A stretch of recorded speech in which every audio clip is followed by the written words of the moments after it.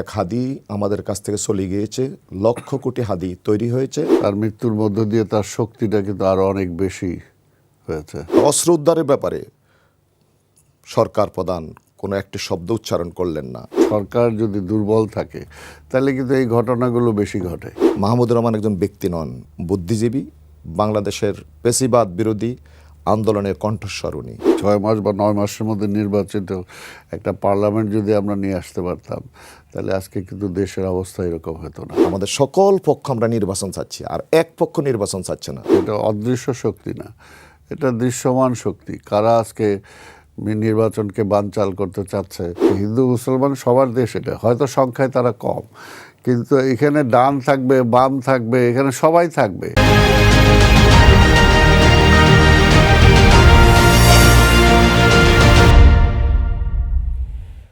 আধিপত্যবাদের বিরুদ্ধে লড়ে যাওয়া শহীদ শরীফ ওসমান হাদির প্রতি গভীর শ্রদ্ধা জানিয়ে আজকের কালের সংলাপ শুরু করছি। সঙ্গে আছে আমি সাদমান সাকিব, আর পুরো আয়োজনে আমাদের সঙ্গে আছেন বিএনপি চেয়ারপারসনের উপদেষ্টা আব্দুস সালাম, এবং আমাদের সঙ্গে আলোচনায় এগিয়ে নিতে স্টুডিওতে উপস্থিত আছেন জামাতের কেন্দ্রীয় মজলিসের শুরা সদস্য, ঢাকা 5 আসনের প্রার্থী মোহাম্মদ কামাল হোসেন। আপনাদের দুজনকে স্বাগত কালের সংলাপে। দর্শক, আসন্ন নির্বাচনের আগ মুহূর্তে ক্রমশই পরিস্থিতি ঘোলা হচ্ছে। প্রতিবাদী কণ্ঠস্বর শরীফ ওসমান হাদিরকে প্রকাশ্যে দিবালোকে গুলি করে হত্যা করা হয়েছে। সংবাদ মাধ্যম থেকে ছায়ানট কালচারাল সেন্টারগুলোতেও আগুন দেওয়া হয়েছে।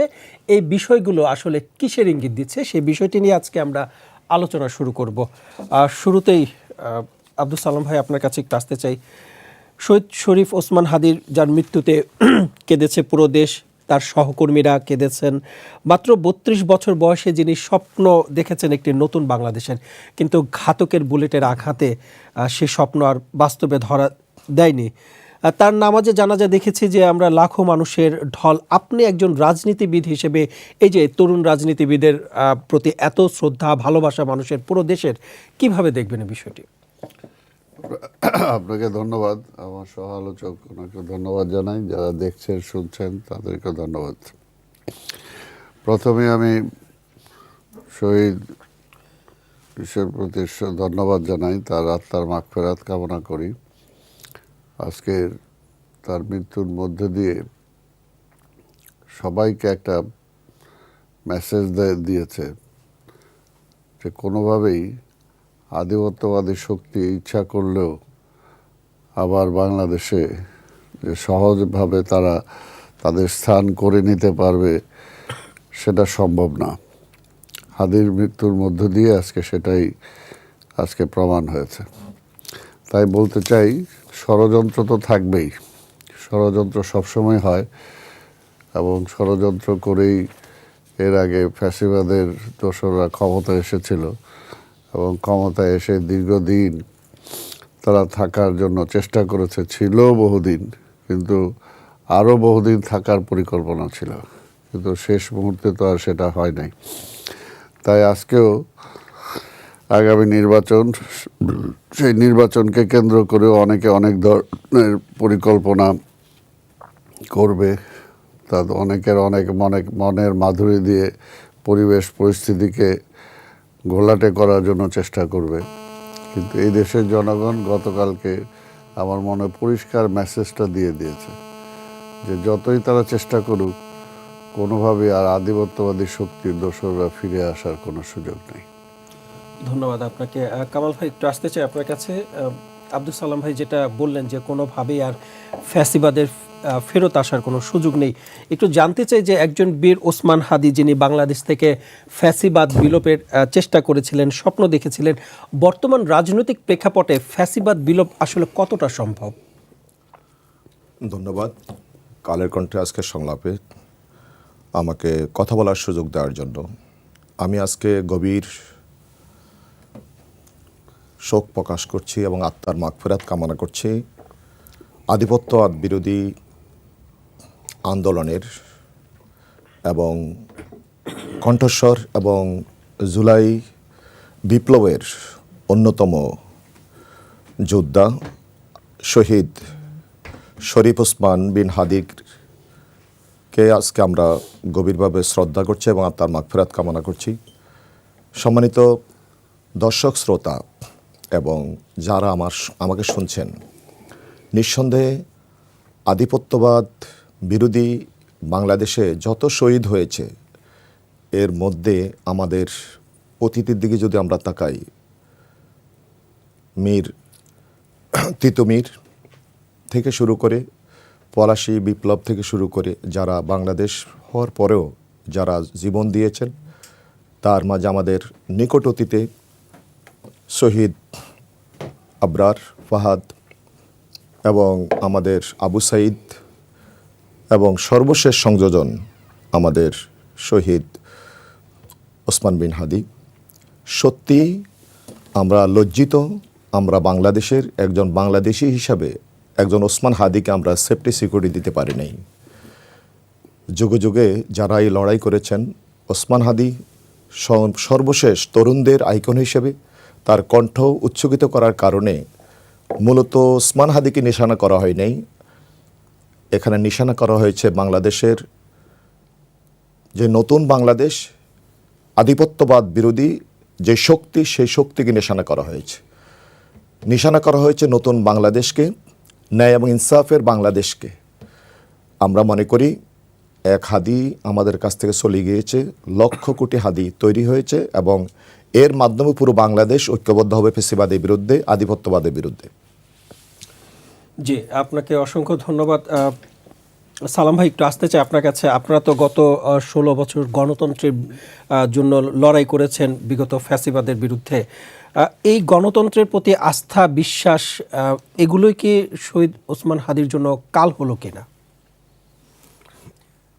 দেখেন, ওসমান হাদি এখন একটা ব্যক্তি না, একটা আদর্শের প্রতীক হিসেবে সে রূপান্তরিত হয়েছে।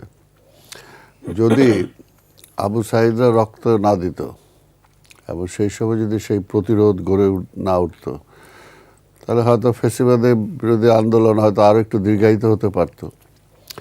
কাজে যুগে যুগে এই ধরনের কিছু মানুষকে শহীদের মৃত্যু বরণ করতে হয় এবং তাদের মৃত্যুর মধ্য দিয়েই জাগরণ সৃষ্টি হয়। তো এই জন্যই যে কথাটা আমি বললাম যে আজকে হাদির মৃত্যুর মধ্য দিয়ে সমগ্র জাতি একটা মেসেজ দিয়েছে শত্রুদের প্রতি, যে যারাই আজকে অপচেষ্টা করুক না কেন, কোনো অপচেষ্টাই সফল হবে না। আর হাদি তো জীবন্ত হাদির চেয়ে আজকে মৃত হাদি অনেক শক্তিশালী। তো সে জীবন্ত হাদি থাকা অবস্থায় সে যতটুকু আজকের এই পরিবর্তনে ভূমিকা রাখতে সক্ষম হয়েছে, তার মৃত্যুর মধ্য দিয়ে তার শক্তিটা কিন্তু আরও অনেক বেশি হয়েছে। আজকে হাদি কিন্তু আর একা না, আজকে লক্ষ হাদির জন্ম হয়েছে এক হাদির রক্তের মধ্য দিয়ে। জি, ধন্যবাদ আপনাকে। ভাই, আপনার কাছে একটু আসতে চাই। সেটি হচ্ছে এই যে নির্বাচনকে সামনে রেখে একজন প্রার্থীকে প্রকাশ্যে দিবালোকে গুলির মতো যে হত্যা ঘটনা ঘটেছে, এই বিষয়গুলো নির্বাচনের যে পরিস্থিতি, আইন শৃঙ্খলা পরিস্থিতি এবং নিরাপত্তা পরিস্থিতি, এগুলো কি নাজুক হওয়ার ইঙ্গিত দিচ্ছে কিনা? আপনার প্রশ্নটি অত্যন্ত প্রাসঙ্গিক। আমরা যে জুলাই বিপ্লব করেছি, আমরা এই জুলাই বিপ্লবের মূল বিষয় ছিল বাংলাদেশের গণতন্ত্র ফিরিয়ে আনা। এবং আপনারা জানেন বিগত স্বৈরাচারের সময় আমরা 4টে নির্বাচনে ভোট দিতে পারিনি। আমরা গুম ছিলাম, আমরা কারাবন্দী ছিলাম। বাংলাদেশের মানুষ ভোটাধিকার থেকে বঞ্চিত ছিল। মানুষের ভোটাধিকার ফিরে আনার জন্য আমরা অসংখ্য তরুণ, অসংখ্য যুবক, ছাত্র যুবক সবাই প্রাণ দিতে হয়েছে। নিঃসন্দেহে বাংলাদেশের আগামী নির্বাচন বাংলাদেশের গণতন্ত্র ফিরে আনার জন্য একটা টার্নিং পয়েন্ট। এই নির্বাচনকে যদি ফ্রি, ফেয়ার অ্যান্ড ক্রেডিবল একটি ইলেকশন হিসেবে আমরা পেতে চাই, অবশ্যই বর্তমান সরকারকে এই নির্বাচনের লেভেল প্লেইং ফিল্ড নিশ্চিত করতে হবে।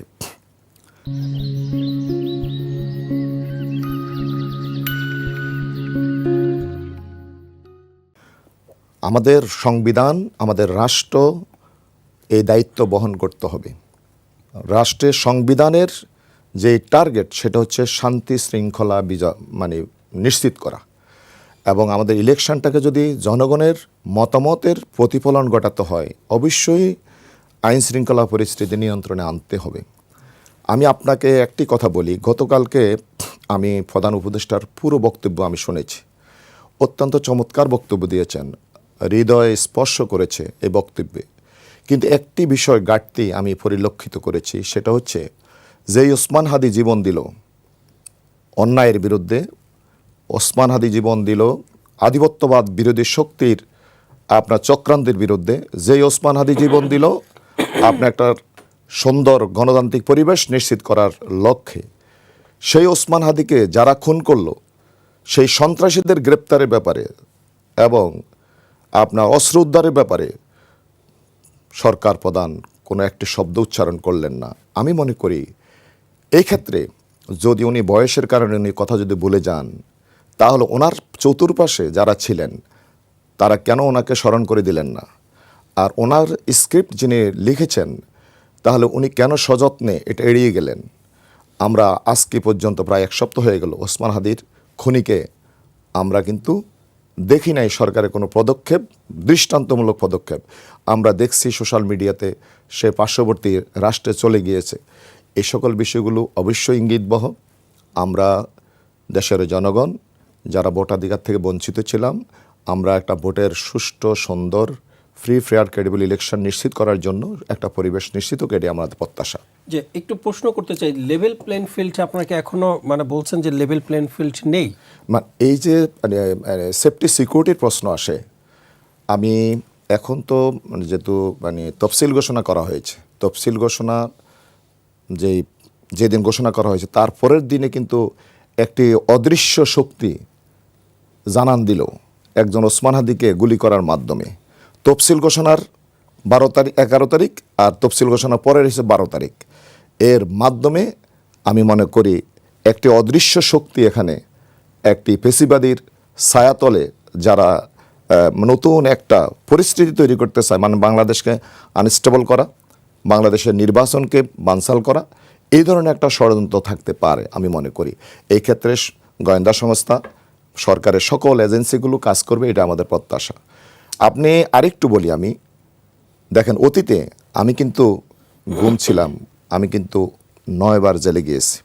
আমরা কোথায় কখন কি করি সরকার, গোয়েন্দা সংস্থা সব কিছু দেখছেন, কিন্তু আজকে এক সপ্তাহ হলো কিন্তু আপনি একজন খুনিকে আপনি খুঁজে বের করতে পারলেন না, এটা তো হতে পারে না। মানে এটা সরকারের ব্যর্থতা, মানে ইচ্ছা করে কি বা অন্য কোনো আছে কিনা, উদ্দেশ্য আছে কিনা? আমি মনে করি সরকারের এটা অবশ্যই ব্যর্থতা, এটা অবশ্যই সরকারের এই এজেন্সিগুলো এবং সরকারের আইন শৃঙ্খলা মানে বিশেষ করে স্বরাষ্ট্র মন্ত্রণালয়, এটা ব্যর্থতা। এটা সরকারকে খুঁজে বের করতে হবে, জনগণকে আশ্বস্ত করতে হবে এবং আপনার দৃশ্যমান পদক্ষেপ দেখাতে হবে। ধন্যবাদ আপনাকে। সালাম ভাই আসতে চাই। কামাল ভাই যেটা বলছিলেন যে এক সপ্তাহ হয়ে গেছে, এখনো তাদের খুনিদের এখনো গ্রেপ্তারের আওতায় আনা সম্ভব হয়নি।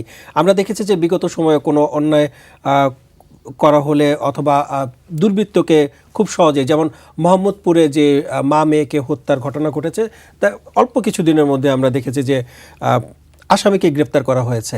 তো সেক্ষেত্রে শরীফ ওসমান হাদির যে ঘাতক রয়েছেন তাদেরকে গ্রেপ্তার করা হচ্ছে না, এটা কি গোয়েন্দা সংস্থার ব্যর্থতা নাকি সরকারের ব্যর্থতা অথবা অন্য কোনো উদ্দেশ্য এখানে রয়ে গেছে? না, এটা তো ব্যর্থতা অবশ্যই, সেটা সরকারের ব্যর্থতাই। আপনাকে টোটাল অর্থে তো সরকার আছে দেশে, সরকারই তো গোয়েন্দা সংস্থাকে পরিচালনা করে এবং গোয়েন্দা সংস্থা থেকে তারাই সংবাদ সংগ্রহ করে।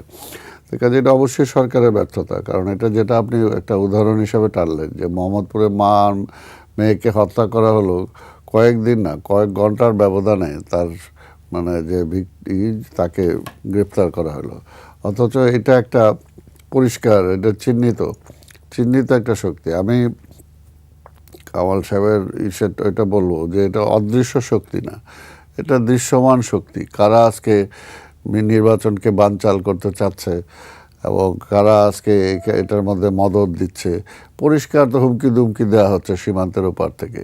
তাই কাজে এটা অদৃশ্য শক্তি হবে কেন? আর আরেকটা হলো যে এখন এই সরকার বলবো যে সরকার, এটা তো ঠিকই যে আমরা যে কারণে বলে আসছিলাম, দেখেন 5ই আগস্টের পর থেকেই, এই সরকার দায়িত্ব নেওয়ার পর থেকে আমরা বলে আসছিলাম যে জুলাইয়ের অভ্যুত্থানের স্পিড থাকতে থাকতে আমাদের 6 মাস 9 মাসের মধ্যে একটা নির্বাচনের ব্যবস্থা করার জন্য আমরা বলেছিলাম, একটা রোড ম্যাপ দেওয়ার জন্য, যে একটা রোড ম্যাপ দেন, আপনি কি করতে চান, কতদিন সময় দরকার, কি কি সংস্কার করতে চান, কবে নির্বাচন করবেন। কিন্তু এই পর্যন্ত কিন্তু সেটা দেওয়া হয় নাই। বরঞ্চ আমরা যখন 6 মাস 9 মাসের মধ্যে একটা নির্বাচনের কথা বললাম, তখন কিছু কিছু রাজনৈতিক দল সেটাকে অন্যভাবে তারা দেখলো, যেটা বিএনপি শুধু ক্ষমতার জন্য বা নির্বাচনের জন্য পাগল হয়ে গেছে। কিন্তু আজকে তো সেই জিনিসটা প্রমাণিত হচ্ছে, যদি আমরা 6 মাস বা 9 মাসের মধ্যে নির্বাচিত একটা পার্লামেন্ট যদি আমরা নিয়ে আসতে পারতাম, তাহলে আজকে কিন্তু দেশের অবস্থা এরকম হতো না। আজকে ডে বাই ডে অর্থনৈতিক অবস্থা কিন্তু, যেটা আমরা অনেকেই মানে বুঝেও না বোঝার মতো আছি, যে অর্থনৈতিক অবস্থা কিন্তু ডে বাই ডে নাজুক হচ্ছে। আমাদের বেকার সমস্যা বাড়তেছে। যাদের জন্য আজকে রাজনীতিটা করি, যাদের জন্য দেশ, আজকে সেই দেশের মানুষই যদি শান্তিতে থাকতে না পারে, তাদের অবস্থাই যদি ডে বাই ডে খারাপ হয়, তাহলে এই রাজনীতির করার মানেটা কি আছে? কাজেই সেটার জন্য বলবো যে এখন আমাদের সবার উচিত হবে যে এখনো পর্যন্ত কিন্তু গণতন্ত্রটা আমরা ফিরে পাই নাই। গণতন্ত্রটা এখনও কিন্তু সামনে, আগামী নির্বাচন হয়ে গেলে যে গণতন্ত্রটা প্রতিষ্ঠা হয়ে যাবে সেটাও কথা না, কিন্তু নির্বাচনটার মধ্যে দিয়ে একটা প্রসেস বিল্ড আপ হবে, যে প্রসেসের মধ্যে দিয়ে একটা গণতান্ত্রিক পন্থায় আমরা উত্তরণের দিকে আমরা যাব। একটু যোগ করতে চাই, সেটি হচ্ছে যে এই শহীদ শরীফ ওসমান হাদির যে মৃত্যু হয়েছে, তার মৃত্যুকে কেন্দ্র করে আমরা দেখেছি যে সংবাদ মাধ্যমগুলোতে আগুন ধরিয়ে দেওয়া হয়েছে, কালচারাল সেন্টারগুলোতে আগুন ধরিয়ে দেওয়া হয়েছে এবং বিভিন্ন জায়গায় অস্থির পরিবেশ তৈরি করা হয়েছে। এগুলো যারা তৈরি করছে তারা তো দেখা যাচ্ছে প্রকাশ্যে দিবালোকে ঘুরছে, তাদের প্রতি আইন শৃঙ্খলা বাহিনীর অথবা সরকারের নির্লিপ্ততা কেন? এটাও তো একটা ধরেন, যে কোনো সময় যে কোনো যদি একটা ঘটনা যদি ঘটে, আর ঘটনা ঘটার সময় যে প্রশাসন বা যদি সরকার যদি দুর্বল থাকে, তাহলে কিন্তু এই ঘটনাগুলো বেশি ঘটে। তাই আমরা তো দেখবো যে আসলে এইগুলো যারা করতেছে তারা একটা সুযোগ বা একটা সুযোগ খুঁজছে যে একটা দেশের মধ্যে একটা অরাজকতা সৃষ্টি করা যায় কিনা। আর সরকারকে তো অবশ্যই কঠিন হাতে সেগুলোকে মোকাবেলা করতে হবে, দমন করতে হবে, তাই না? সরকার তো এইগুলো যদি এই প্রশ্রয় দিতে থাকে, প্রশ্রয় দিতে দিতে একসময় তো মাথায় উঠে যাবে, তখন তো তাদের পক্ষে করার খুব একটা কিছু থাকবে না। এবং পরিবেশ পরিস্থিতিটা যেদিকে চাচ্ছে, অর্থাৎ আজকে পরাজিত ফ্যাসিবাদ তো চাচ্ছেই দেশে একটা অরাজকতার সৃষ্টি হোক, অরাজকতার মধ্যে দিয়ে নির্বাচনটা বন্ধ হয়ে আরেকটা অন্ধকারের দিকে দেশটা চলে যাক। আমরা কি সেটা চাইতে পারি নাকি? আমি আরেকটু যোগ করতে চাই সালাম ভাই আপনার কাছে, যে আপনি বলছেন যে সরকার আরো কঠোর হবে, 14 মাস হয়ে গেছে, আর কবে কঠোর হবে, আর কত সময় লাগবে? না, সেটা পারতেছে না বলেই এখন যেটা শুধু সরকার কঠোর হলে হবে না। এখানে এখন যে অবস্থাটা দাঁড়াইছে আমাদের, সেটা হলো যে আমরা ফ্যাসিবাদ বিরোধী যে রাজনৈতিক দলগুলো আমরা মানে আন্দোলন করেছি, এখনও আমাদের গণতন্ত্রটা ফিরে আসার পর্যন্ত এখনও যেটা আমাদের দলীয় স্বার্থ, ব্যক্তির স্বার্থের ঊর্ধ্বে এসে গণতন্ত্রের স্বার্থে এখন আমাদেরকে অনেক আরও সহনশীল হতে হবে এবং নিজস্ব এজেন্ডা বাদ দিয়ে এখন জাতীয় এজেন্ডা নিয়ে আমাদেরকে কাজ করতে হবে। জাতীয় এজেন্ডা হলো একটাই, যে এখন নির্বাচনটাকে কিভাবে আমরা সুষ্ঠু করতে পারি, সুন্দর করতে পারি এবং জনগণের ম্যান্ডেট নিয়ে একটা নির্বাচিত সরকার রাষ্ট্র ক্ষমতায় আসতে পারে, সেটার জন্য আমাদের অনেক কিছু ছাড় দিতে হবে। এবং ছাড় দিয়ে এখন সবাই, আমাদের শুধুমাত্র সরকার একা পারবে না, সরকারের পাশাপাশি সকল রাজনৈতিক দলগুলো আজকে মাঠে নামতে হবে। মাঠের নামে ঐক্যবদ্ধভাবে বলতে হবে যে আমাদের এই মুহূর্তে আমাদের একটাই দাবি, সেটা হলো একটা নির্বাচন, এবং সেই নির্বাচনটা যাতে সুষ্ঠু হতে পারে, সেটা পুলিশ বা আর্মি বা র্যাব না, শুধু আমরাও আছি। এবং আমরা যখন বলবো যে আমরাও আছি, তখন কিন্তু জনগণও থাকবে, এবং জনগণের সেই স্বতঃস্ফূর্ততার মধ্যে দিয়ে কিন্তু একটা নির্বাচন আমরা করতে পারবো। আদারওয়াইজ যদি আমরা সেটাকে শো করতে না পারি, তাহলে কিন্তু সেটা কোনোভাবেই সম্ভব হবে না। জি, ধন্যবাদ আপনাকে। কামাল ভাই, একটু আসতে চাই আপনার কাছে, একই প্রশ্ন থাকবে আবার, যে প্রকাশ্যে যে আপনার সংবাদ মাধ্যমগুলোতে হামলা হয়েছে, আগুন ধরিয়ে দেওয়া হয়েছে, কালচারাল সেন্টারগুলোতে আগুন ধরিয়ে দেওয়া আছে, মানে কালচারাল সেন্টার যদি আমি দুটো নাম বলি, একটি ছায়ানট এবং একটি উদীচী, এমন ঐতিহ্যবাহী যে কালচারাল সেন্টার সেখানে আগুন ধরিয়ে দেওয়া হয়েছে, প্রকাশ্যে দিবালোকে ঘুরছেন, স্বীকারও করছেন কারা এই হামলাগুলো করছেন। সরকার কেন নির্লিপ্ত এই বিষয়ে? আমাদের আপনি যে বিষয়টি বলছেন, বাংলাদেশের যে কালচার, মানে এখানে মূল ফোকাসটা আমাদের মানে জুলাই বিপ্লবের স্পিডকে ডাইভার্ট করার জন্য ওই যে পেশিবাদ যারা, তাদের মূল টার্গেট আমাদেরকে, বা যারা আমরা জুলাই বিপ্লবের শরিক ছিলাম, যারা আমরা এই আন্দোলনের রেজাল্টটাকে জনগণের কাছে তুলে দিতে চাই, মূলত এই আন্দোলনের রেজাল্টটা যেন প্রশ্নবিদ্ধ হয়, এটা হচ্ছে মূলত সাবোটাসের মূল টার্গেট। আপনারা দেখছেন এখন আপনি যে কথাটা বলছেন, এই কালচারাল সেন্টার অথবা কোনো পত্রিকার হামলা, এই বিষয়গুলো আমি মনে করি এখন বিচ্ছিন্ন নয়, এগুলো আগেও ঘটছে। আপনারা জানেন 18 সালে মাহমুদুর রহমান, আমার যতটুকু মনে হচ্ছে জুলাই মাসে মনে হয়, উনি কুষ্টিয়া গিয়েছিলেন, আদালতে উনি হাজিরা দিতে গিয়েছেন, সেখানে উনি আক্রান্ত হয়েছেন।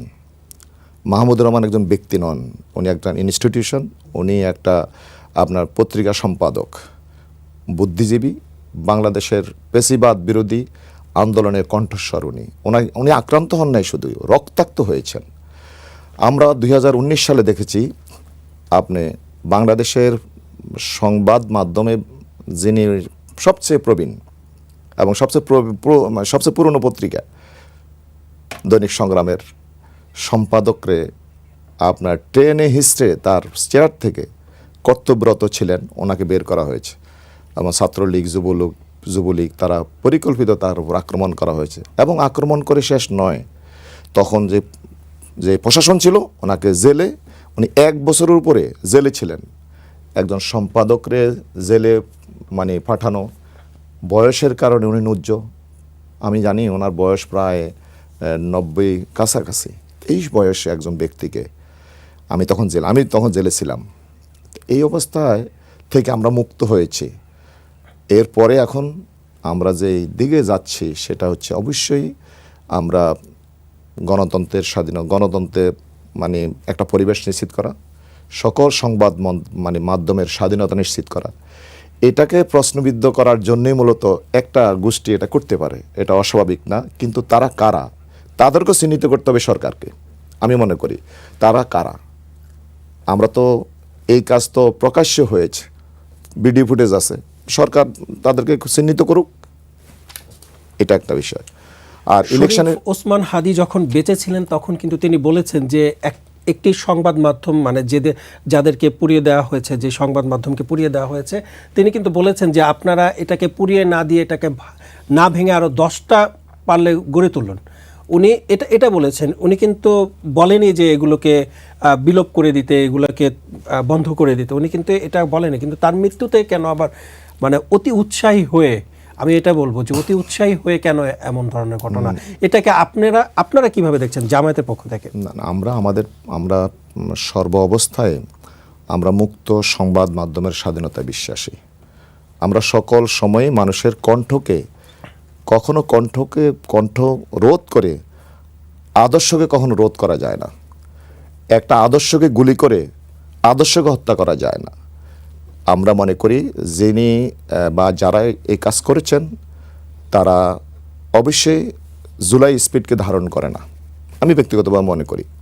তবে দায়িত্বশীল জায়গা থেকে আরও কিছু কথা বলবো।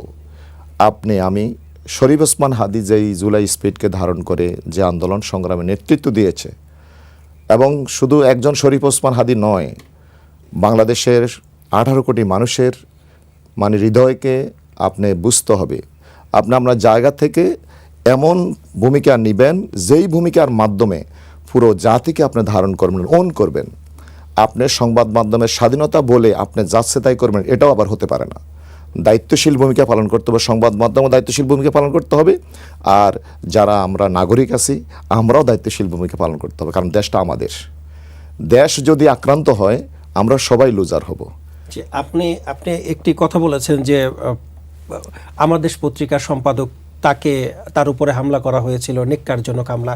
আমরা তো দেখেছি যে সাংবাদিক নুরুল কবির উপরেরও হামলা করা হয়েছে। এই যে অতীত থেকে বর্তমান এগুলো চলে আসছে, এগুলো বন্ধ হচ্ছে না কেন? আমি বর্তমানে আমি আপনাকে একটা কথা বলি, যারাই পেশিবাদকে তোষণ করেছে অতীতে, এখনও কিন্তু তারা যদি সেই ন্যারেটিভে থাকে, অবশ্যই জনগণের স্পিডকে তারা ধারণ করে না। আপনি বাংলাদেশের এখন নতুন বয়ান সৃষ্টি করা হচ্ছে, রিফাইন্ড আওয়ামী লীগের কীভাবে নিয়ে আসতে হবে, কীভাবে ইনক্লুসিভ করতে হবে। এই জায়গা থেকে জনগণ যেই কারণে যে ইস্টাবলিশমেন্ট বিরুদ্ধে আন্দোলন করেছে, আবার সেই ইস্টাবলিশমেন্ট সেই ফ্রেমে যদি আবার ফেসিবাদকে আপনার পুনর্বাসনের জন্য কোনো এজেন্ডা নিয়ে যদি আপনি মাঠে আসেন, তাহলে সেটা তো স্পষ্ট ফেসিবাদের দোসর হিসেবে আপনি দায়িত্ব পালন করছেন।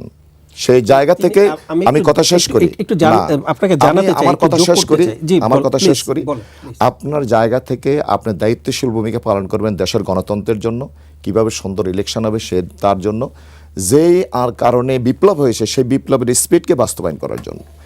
আর আমি আপনি মাত্র 14 মাস 15 মাস হলো যারা বিতাড়িত হয়েছে তাদের বয়ান আপনার থার্ড অ্যাঙ্গেল থেকে ফোর্থ অ্যাঙ্গেল থেকে বলবেন, এটা তো জনগণ মেনে নেবে না। আমি একজন নুরুল কবির কথা বলছি না। আমাদের এখান থেকে ফেসিবাদ বিদায় নিয়েছে, কিন্তু জুলুমতন্ত্র এখনও বিদায় নেয়নি। তাদের এখনও অনেক ছায়া এখানে রয়ে গিয়েছে, কারণ এখানে আমাদের দীর্ঘদিনের তাদের শিকড় অনেক নিচে। আমি মনে করি বাংলাদেশের একটি ইনসাফপূর্ণ সমাজ প্রতিষ্ঠা করতে হলে আমাদের একটাই ফোকাস হওয়া উচিত। আমাদের সালাম ভাইয়ের সাথে উনি সর্বশেষ কথা বলেছেন, আমিও একই কণ্ঠে, আমাদের ইলেকশন দরকার এবং সুন্দর আমরা একটি সরকার যদি আমরা নিশ্চিত করতে পারি, নির্বাচিত সরকার, জনগণের ক্ষমতা যদি জনগণের হাতে আমরা ফিরিয়ে দিতে পারি, তাহলে আমি মনে করি সামনে সকল চ্যালেঞ্জ আমরা মোকাবেলা করতে পারবো। জি, আমি এবার একটু যোগ করতে চাই। আমরা অতীতে সরকারের আমলে দেখেছি যে গণমাধ্যমের উপরে নগ্ন হস্তক্ষেপ করা হয়েছে, অনেক গণমাধ্যম বন্ধ করে দেওয়া হয়েছে। এখন আবার সেই একই আপনার কথা তোলা হচ্ছে, প্রশ্ন তোলা হচ্ছে যে এরা আবার ফ্যাসিবাদ বিরোধীর কথা বলছে। আপনার উত্তরের প্রেক্ষিতে আমি যদি বলি, তাহলে পরিবর্তনটা আসলে কোথায় হলো? তখনও গণমাধ্যমের উপরে হস্তক্ষেপ, এখনও গণমাধ্যমের উপরে হস্তক্ষেপ, পরিবর্তনটা আসলে কোথায় হলো? না, পরিবর্তন চিন্তা পরিবর্তন একদিনে সব পরিবর্তন হবে না। আমি আবারও বলছি, পরিবর্তন হবে সাংবিধানিক কাঠামোর মধ্যে যদি আমরা একটা সরকারকে আপনার চেয়ারে বসাতে পারি। এখন আমাদের বর্তমান যারা দায়িত্ব পালন করছেন, আমাদের বর্তমান সরকারের কথা বলছি আমরা, এই সরকার আসার পরে আমাদের যে কার্যকর সংস্কার যেভাবে বাস্তবায়ন হওয়ার কথা ছিল, সেই সংস্কার কি বাস্তবায়ন হয়েছে? পুরোপুরি বাস্তবায়ন করতে পারেনি। আপনি দেখেন বিগত এই ওসমান হাদির বিষয়টাই বলি, আমি আবারও ওটা রিপিট করি, 1 সপ্তাহ হলো কেন স্বরাষ্ট্র মন্ত্রণালয় এই দায়িত্বটা পালন করতে পারলো না? তাহলে পরিবর্তন কি হলো? এই পরিবর্তন তখন হবে যখন আমরা জনগণের প্রতিনিধি নির্বাচিত করে আমরা সংসদে পাঠাতে পারি।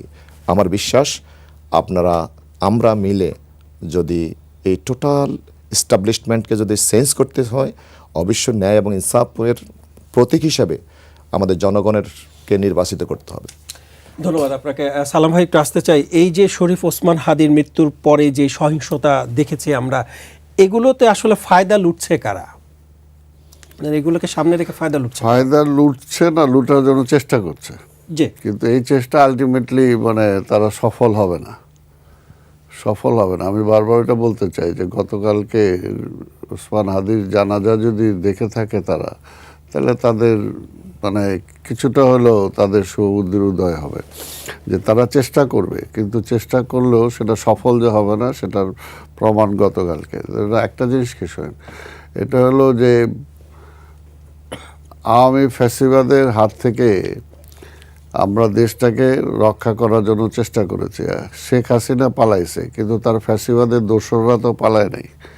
তার ফ্যাসিবাদের দোসররা তো সমাজে অবস্থান করছে। আমরা বারবার বলছি যে আপনি ফ্যাসিবাদের দোসরদেরকে শক্তিশালী অবস্থায় রেখে আপনি একেবারে নির্ভেজালভাবে একটা গণতন্ত্র কায়েম করে ফেলবেন আর তারা সেটা সহ্য করবে, এটা তো হইতে পারে না। সেই কথাটা তো আমরা বলছি, কিন্তু সেই সময় তো কী হয়েছে যে এই বিএনপি সব জায়গায় চলে আসতেছে, কাজে যারা আছে তারাই থাক। তো এই থিওরিতে তো তারা থেকে গেছে, তাই না? এবং আমাদের আভ্যন্তরীণ নিজেদের মধ্যে আজকে ফ্যাসিবাদ বিরোধী যারা আমরা আন্দোলন করেছি, আমাদের নিজেদের মধ্যেও কিছুটা দূরত্ব বাড়ছে এবং এই দূরত্ব বাড়াগুলোর কারণে সেই সুযোগটা তারা নিছে এবং এটা অতীত এইভাবেই হয়েছে। তো এই কারণে আমাদের সেই বিষয়গুলো রিয়েলাইজ করতে হবে যে আজকে বৃহত্তর স্বার্থে ক্ষুদ্র কিছু কিছু যেগুলো আছে সেগুলো আমাদের মধ্য থেকে দূর করতে হবে। যদি আমরা দূর করতে না পারি তাহলে ওই ফাঁক ফোকর দিয়ে ফ্যাসিবাদ ঢুকে যাবে। এটা আর ফ্যাসিবাদের হাত থেকে তো আমাদেরকে শিক্ষা নিতে হবে যে আজকে আওয়ামী লীগরা যা করছে আমরাও তাই করব, তাহলে তো সেই একই পথে আমরা যাচ্ছি, তাই না? আবার পাশাপাশি এটাও ঠিক যেটা উনি বোঝানোর জন্য চেষ্টা করছে যে আওয়ামী ন্যারেটিভ দিয়ে আপনি যদি এখন, অর্থাৎ মাত্র কিছুদিন হয়েছে, এখনই যদি আপনি আবার তাদেরকে পুনর্জাগরণের জন্য আপনি চেষ্টা করেন, তাহলে তো সেটার জন্য যার মধ্যে ক্ষোভ আছে সেই ক্ষোভটা তো বহিঃপ্রকাশ ঘটবেই।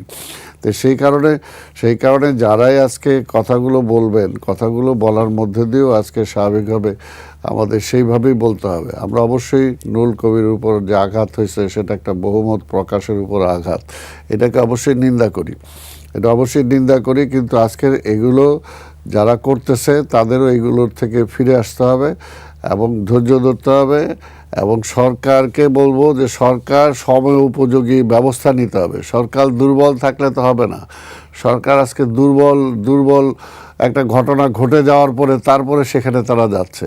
আজকে হাদির এই মৃত্যু কোনোভাবেই আমাদের কাছে কাম্য না, কিন্তু হাদিকে যারা মারলো তারা তো একটা চিহ্নিত শক্তি, এবং এটা পত্রিকায় আসছে যে বেশ কিছুদিন যাবত তার সাথে তারা মুভ করতেছে।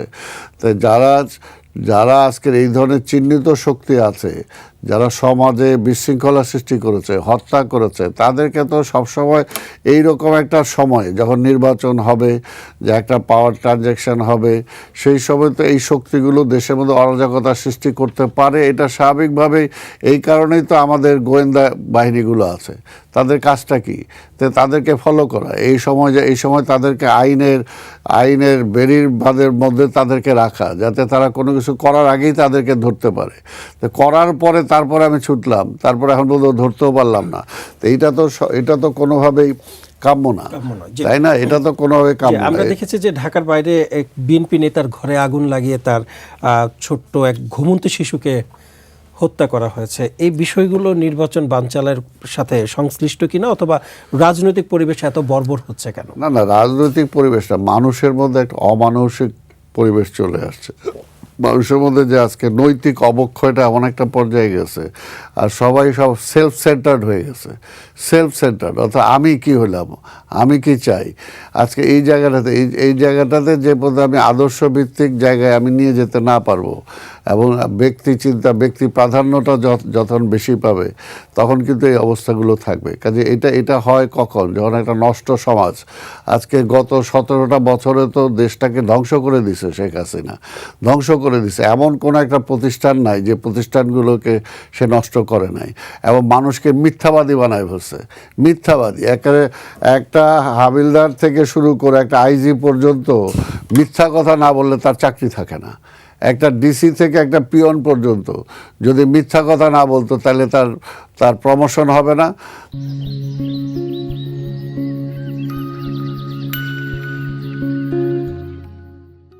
তাকে ডিমোশন দিয়ে অন্য জায়গায় পাঠানো হবে। অর্থাৎ এই যে একটা ভয় ভীতির একটা ব্যবস্থা শেখ হাসিনা চালু করছে, ওই অবস্থা থেকে এখন পর্যন্ত আমরা উত্তরণ ঘটাতে পারি নাই। এখনও আজকে ভয়ের মধ্যে, আজকে এই যে ভয় ভীতির মধ্যে টোটাল সমাজটাকে, আজকে হাদির উপরে যে আক্রমণ, তাকে মেরে ফেলা, এইটাও তো অর্থাৎ একটা ভয়ের মধ্যে ঢুকায় দেওয়া যে তুমি যদি কিছু করো তাহলে তোমারও এই পরিণতি হইতে পারে। অর্থাৎ এই ভয় ভীতির ঊর্ধ্বে আজকে সমাজটাকে নিয়ে আসতে হবে। সত্যটাকে প্রতিষ্ঠা করতে হলে আজকে সেই জায়গাটায় আমাকে আসতে হবে, সত্য কথাটা আমাকে জোরালোভাবে বলতে হবে, এবং আমিও সত্যবাদী হইলাম কি না সেটাকেও আজকে জাস্টিফাইড করতে হবে। আজকে সমাজটা তো নষ্ট হয়ে গেছে, যে গুণে ধরা একটা সমাজ, পচে যাওয়া একটা সমাজ ব্যবস্থা চলে আসছে। কাজে এইটা থেকে উত্তরণের জন্য এখন ইমিডিয়েট যেটা দরকার, সব কিছুর ঊর্ধ্বে যে আমার একটা গণতান্ত্রিক ব্যবস্থায় যাওয়ার জন্য একটা নির্বাচনে যাওয়া। আমি আবার বলতেছি, নির্বাচন হয়ে গেলেই সব কিছু হয়ে যাবে আমি সেটা মনে করি না, কিন্তু একটা প্রসেসের মধ্যে আমরা যাচ্ছি। অন্তত একবার, দুইবার, তিনবার যদি আমরা নির্বাচনের মাধ্যমে নির্বাচিত সরকারটা প্রতিষ্ঠা করতে পারি, তাহলে আস্তে আস্তে জনগণের জবাবদিহিতা আসবে, আইনের শাসনটা আসবে, এবং কেউ এই যে অন্যায় আজকে যারা করতেছে, অর্থাৎ অন্যায় করলে কেউ পার পাবে না, সেই সংস্কৃতিটা চালু হবে, সে যত বড় ক্ষমতাবানই হোক না কেন। যদি এই প্রতিষ্ঠা আপনি করতে পারি তাহলে এটার পরিবর্তন আনতে পারবো, আর তা না হলে আজকের এই একই অবস্থা আমাদের মধ্যে চলতে থাকবে। জি কামাল ভাই, একটু আপনার কাছে আসতে চাই। বাম শাহবাগী উদীচী ছায়ানটকে তছনছ করে দিতে বলেছেন জাহাঙ্গীরনগর বিশ্ববিদ্যালয়ের ছাত্র শিবিরের সেক্রেটারি। আপনাদের দুজনকে একটু প্রশ্ন করতে যাই এই বক্তব্যকে ঘিরে। আমি প্রথমে কামাল ভাই আপনার কাছে জানতে চাই এই বক্তব্যকে আপনি কিভাবে দেখবেন? আবার কাইন্ডলি। জি, বাম শাহবাগী উদীচী ছায়ানটকে তছনছ করে দিতে বলেছেন জাহাঙ্গীরনগর বিশ্ববিদ্যালয়ের ছাত্র শিবিরের সেক্রেটারি। আমি আপনাকে বলছি তার ব্যক্তির বক্তব্য আমি পুরো জানি না, কিন্তু একটা বিষয় আপনাকে স্বীকার করতে হবে। আমি বলছি জামাতকে প্রতিনিধিত্ব করেন। আমি বলছি না, ছাত্র শিবির স্বতন্ত্র সংগঠন, জামাত স্বতন্ত্র সংগঠন। আমরা বলছি বাম শাহবাগী যারা পেশিবাদকে এখানে মানে বলা যায় দেড় যোগ বাংলাদেশের মানুষের উপরে চাপিয়ে দিয়েছে, বাম রামরা মিলে শাহবাগ আবিষ্কার করেছে, একজন মানুষকে, জীবন্ত মানুষকে আপনার খুন করেছে, রায় হয়েছে, রায় পাল্টিয়েছে। সেই শাহবাগের সেই চিত্রকে তারা ধারণ করে যদি আবারও একই বাংলাদেশের নতুন শাহবাগের উত্থান করতে চায়, এই শাহবাগে এই চিন্তার আমরা কখনো বিকাশ হতে দিব না। আমার জায়গা থেকে আমরা বলবো, ব্যক্তি একজন তার আদর্শ নিয়ে সে কাজ করবে, ব্যক্তি তার চিন্তার সে প্রকাশ ঘটাবে, তার অর্থ এটা না আমরা একটা অন্যায়কে আবার 18 কোটি মানুষের উপর চাপিয়ে দেবে, এটা হতে পারে না। আমাদের আব্দুল কাদের মোল্লাকে যেভাবে তারা কসাই কাদের বলে পরিকল্পিতভাবে একটি আলাদা একটা স্টেট করেছে, একটা সংসদে আইন পাশ হয়, আবার শাহবাগে আইন পাশ হয়, শাহবাগে খুনের লাইসেন্স দেওয়া হয়। এই ধরনের মপতন্ত্র বাংলাদেশে আমরা দ্বিতীয়বার হোক, এটা আমরা চাই না। এবং আপনারা জানেন আমরা সেই স্টাবলিশমেন্ট থেকে এখনও আমরা বের হতে পারি নাই। আপনি দেখেন ফয়সাল করিম মাসুদ, আপনার নভেম্বর, আমি যতটুকু জানি, শুনেছি, দেখছি, নভেম্বরে সে গ্রেপ্তার হলো, সে আর্মস নিয়ে গ্রেপ্তার হলো, আবার সে ফেব্রুয়ারিতে সে বের হয়ে গেল। কিভাবে বের হলো, কেন বের হলো? এটা হচ্ছে আমাদের অতীতে ফেসিবাদের যে এখানে যে ময়লা আবর্জনা স্তূপ, এই কারণে আজকে সারা বাংলাদেশের মানুষের যে ক্ষোভের জায়গা কিন্তু এখানে। আমরা যেই পরিবর্তনের জন্য বিপ্লব করলাম, সেই পরিবর্তনের জায়গায় আমাদের মানসিকতা তো পরিবর্তন হতে হবে। মানসিকতা যদি পরিবর্তন না হয় তাহলে আমার বিপ্লব করে রক্ত দিয়ে লাভ হলো কি? মানে যে কালচারাল সেন্টারগুলোতে কেন? আমি শুধু কালচার কথা বলছি না, শুধু বাংলাদেশের অর্থনীতি, বাংলাদেশের রাজনীতি, বাংলাদেশের টোটাল সিভিলাইজেশনটাকে ধ্বংস করে দেওয়া হয়েছে। আমাদের সালাম ভাই যে বলেছে, এই সমাজটা পচে গলে দুর্গন্ধ বের হচ্ছে। এখানে আমাদের ওহির মতন মেয়ে জন্মগ্রহণ করে, যেখানে বাবাকে হত্যা করে আইজিপির মানে আমাদের পুলিশ প্রশাসন থেকে শুরু করে ঐশী, সেই মেয়েটা দেখেন কোন সমাজের, আমাদের এই সমাজের নৈতিকতাহীন সমাজে এই ধরনের ফেসিস্ট অথবা এই ধরনের কালচার স্বাভাবিক। এবং আমাদের গড়ার জন্য মানে এই যে ওশির মতো যারা প্রজন্ম তৈরি হয়েছে, এটা কি শুধু ছায়ানট এবং উদীচীর উপরে কি দায়? না, আপনি তো বারবার ছায়ানট কথা বলছেন। আমি কালচারাল সেন্টারগুলো না, কালচার শুধু সামগ্রিক পরিবেশের না, কালচার হচ্ছে মানুষের চিন্তা, মানুষের বিশ্বাসের বহিঃপ্রকাশ। কালচার মানে বামপন্থার বহিঃপ্রকাশটা কালচার কেন আমরা বলবো? ইসলাম এবং মানুষের তাহাজিব তামদ্দুন, এখানে 18 কোটি মানুষের প্রায় 80%, 90% মুসলমান আছে। আমরা যে কথাগুলো বলতাম আমাদের কণ্ঠরোধ করা হয়েছে, তখন কিন্তু আপনারা বলেন নাই। সাইমুম শিল্পগোষ্ঠী, আমি সাইমুম শিল্পগোষ্ঠীর সাবেক চেয়ারম্যান, আমাদের সুস্থ সুন্দর বিনোদনের জন্য তারা গান করত, নাটক করত, অভিযান চালিয়ে তাদেরকে সবাইকে গ্রেপ্তার করেছে। আমি তখন কিন্তু সংবাদ মাধ্যমে কিন্তু খবর প্রকাশ হয়েছে। না, আমি বলছি আপনি হয়তো দেখেননি বিষয়টি। না, আমি দেখেছি। আমি বলছি আমি একসাথে জেলে ছিলাম, তো একসাথে 20 জনকে অ্যারেস্ট করেছে। আমি বলছি এখন নয়, সুস্থ সুন্দর চিন্তার যখন বিকাশ না হয়, তা সেখানে কি আপনার বিকল্প চিন্তার বিকাশ হয়। সত্য বিকাশ লাভ না করে মিথ্যা বিকাশ হয়, এটা স্বাভাবিক। আমরা বলছি সত্য সুন্দর সুষময় একটা বিকশিত জীবন ব্যবস্থার জন্য আমরা সংগ্রাম করছি, ন্যায় এবং ইনসাফের প্রতিষ্ঠার জন্য সংগ্রাম করছি। আপনার হাদি কেন খুন হলো? তার যে টার্গেট ছিল, হাদির মূল টার্গেট ছিল একটি সুস্থ সুন্দর সংস্কৃতি গড়ে উঠবে, ন্যায় ইনসাফ প্রতিষ্ঠা হবে, আধিপত্যবাদ বিরোধী সকল শক্তি ঐক্যবদ্ধ থাকবে, জুলাই বিপ্লব, জুলাই স্পিরিট ধারণ করে আমরা এগিয়ে যাব। এটাই ছিল আমাদের টার্গেট। এই টার্গেটকে বানচাল করার জন্য, এই টার্গেট যদি আপনার ব্যস্ত যায় তাহলে কারা লাভবান হবে? মূলত তারাই কিন্তু পরিকল্পিতভাবে সাবোটাজ করছে। আপনার আমার লক্ষ্যকে লক্ষ্যচ্যুত করার জন্য তারা এই কাজগুলো করছে। আমরা শুধু এতটুকু বলবো, সমাজের যদি আইনের শাসন যদি আমরা প্রতিষ্ঠা করতে না পারি, আইন যদি তার গতিতে না চলে, তাহলে বেআইন মানে আইন বহির্ভূত কার্যক্রম সেখানে এস্টাবলিশড হবে। জি, ধন্যবাদ। সুশাসন, আমি শেষ করছি এইভাবে, দুর্নীতি বন্ধ করতে হবে, আইনের শাসন নিশ্চিত করতে হবে, সমাজকে নৈতিকতার জায়গায় নিয়ে আসতে হবে।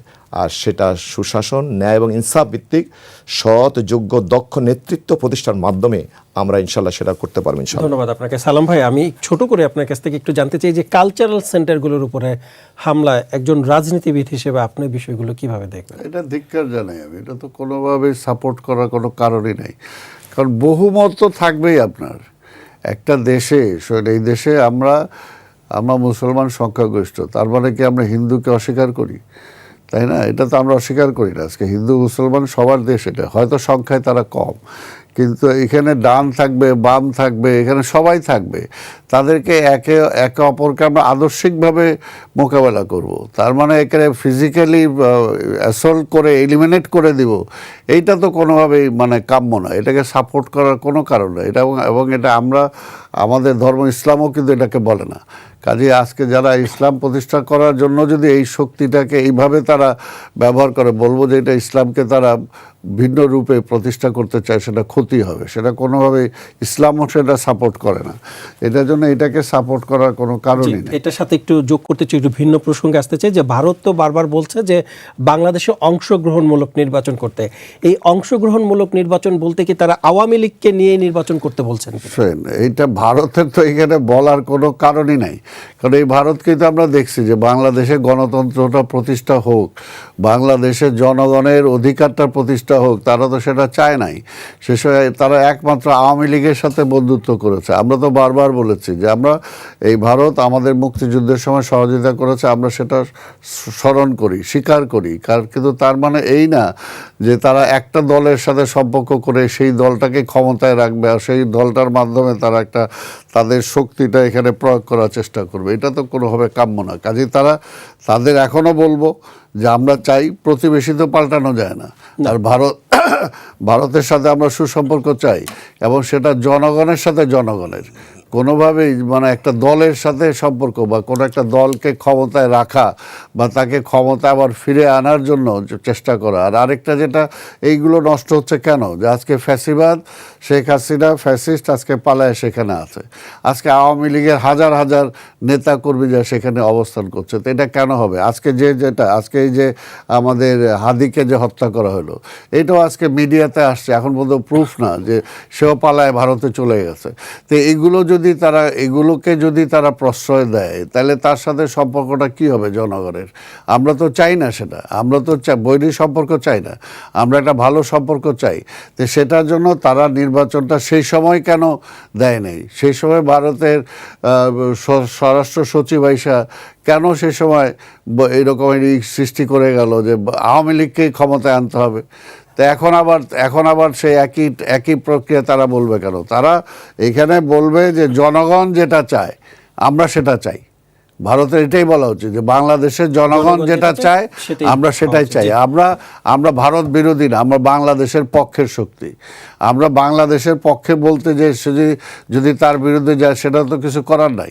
আমরা তো সেটা চাই না, আমরা সেটা চাই না। এখন এটা পরিষ্কার যে আমরা চাই তারা আমাদের সাথে সুসম্পর্কটা করুক, তারা কোনোভাবেই কোনো একটা দলের প্রতি আনুগত্য সৃষ্টি না করে তারা জনগণের সাথে সম্পর্ক তৈরি করুক। আমি আমাদের অনুষ্ঠান শেষ পর্যায়ে চলে এসেছে, যাওয়ার আগে আরেকবার আপনার কাছে আসবো। তার আগে একটু কামাল ভাই আপনার কাছে আসতে চাই যে নির্বাচন বানচালের যে কথা বলা হচ্ছে, প্রতিটা রাজনৈতিক দল থেকেই এমন অভিযোগ করা হচ্ছে নির্বাচন বানচালের সুযোগ তৈরি করা হচ্ছে। এই নির্বাচন বানচালের পরিকল্পনা ঠেকাতে কতটা প্রস্তুত অন্তর্বর্তীকালীন সরকার? আপনি খুব চমৎকার কথা বলছেন।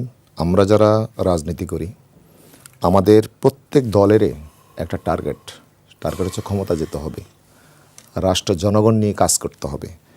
আমরা মনে করি একটি সরকার সব কিছু করতে পারে না। সকল দল মিলে 18 কোটি মানুষ যদি ঐক্যবদ্ধ থাকে তাহলে সরকার সেটা তার মানে পুরো সুযোগটা কাজে লাগাতে পারে। আমি মনে করি বাংলাদেশে বর্তমান যেই জুলাই স্পিড নিয়ে আমরা যারা আছি, আমরা যারা জুলাই আন্দোলনে ছাত্র জনতা যে বিপ্লব করেছি, এটা সরকারের জন্য সবচেয়ে প্লাস পয়েন্ট। সরকার আমাদের সকল পক্ষ আমরা নির্বাচন চাচ্ছি, আর এক পক্ষ নির্বাচন চাচ্ছে না, যারা পালিয়ে গিয়েছে। তো সেই ক্ষেত্রে আমরা মনে করি তারা যত ষড়যন্ত্রই করুক, যত হেজিমনি তারা দেখাক না কেন, যত আমাদের ভয় দেখাক না কেন, নির্বাচন বানচাল করতে পারবে না। জি, সকল পক্ষ আমরা নির্বাচনের পক্ষে। আমরা মনে করি সুন্দর একটা নির্বাচন হবে। অবশ্যই সরকারের দায়িত্ব হচ্ছে এখন একটি সুন্দর পরিবেশ নিশ্চিত করা, সকল পক্ষ যেন আস্থাভাজন হয় সেই ক্ষেত্রে দৃশ্যমান পদক্ষেপ নেওয়া। জি, ধন্যবাদ আপনাকে। সালাম ভাই, আমরা একটু জানতে চাই ছোট করে, এই ভারতীয় দূতাবাসে যে লং মার্চ করা হয়েছে আপনি নিশ্চয়ই দেখেছেন, তো এই বিষয়গুলো ভারত বাংলাদেশের সম্পর্ককে আসলে কোথায় নিয়ে যাচ্ছে, অথবা ভারত বাংলাদেশের সম্পর্কে সংকটের মুখে পড়তে যাচ্ছে কিনা? না, এগুলো আবার অতি উৎসাহী হয়ে যারা এগুলো করে, এগুলো ঠিক না। এটার ব্যাপারে সরকার যদি একটা বলিষ্ঠ ভূমিকা নেয় তাহলে কিন্তু এই বিষয়গুলো হয় না। আজকে সরকারের পক্ষ থেকেই উচিত যে আজকে ভারতকে বলা যে ভাই, আমরা তোমার সাথে যে কথাগুলো আমি বললাম যে আমরা আপনাদের সাথে সম্পর্ক চাই, কিন্তু আমরা এই চাই, এইভাবে আপনি করেন।